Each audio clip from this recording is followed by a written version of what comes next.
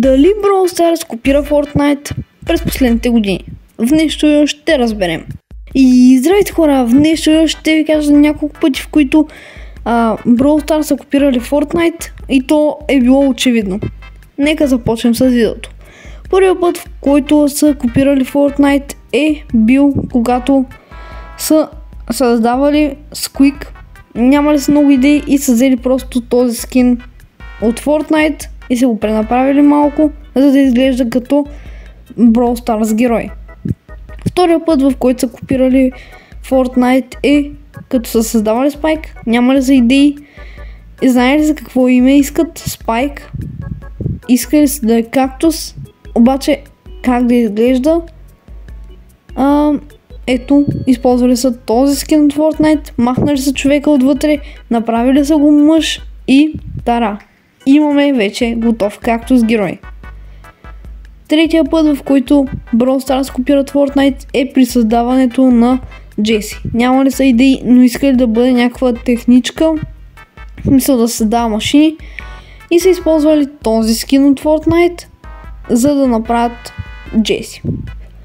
Четвъртия път е много известно, защото се случи наскоро. Буквално Fortnite създадоха Chapter 2, сезон 2, Chapter 5. Ето този сезон, както виждате на екраните си, предполагам много хора го знаят с буговете. И точно 2 месеца по-късно Brawl Stars създават този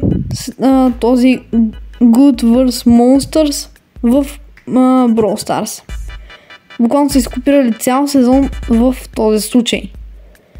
И на пета позиция слагам нещо емблематично и то е, че Brawl Stars видяли, че Fortnite става много успешно благодарение на креатива, че можеш да създаваш свои мапове и Fortnite става много известна с това. И Brawl Stars искали да направят нещо подобно и затова създали мапмейкъра, на който е познат на много хора и всеки ден пускат 2 нови мапа, като единия е на рандом, пускат различни мапове на дадена карта, а пък другия е единствен, като ако се хареса, може да лайквате и да давате палчета надолу на маповете.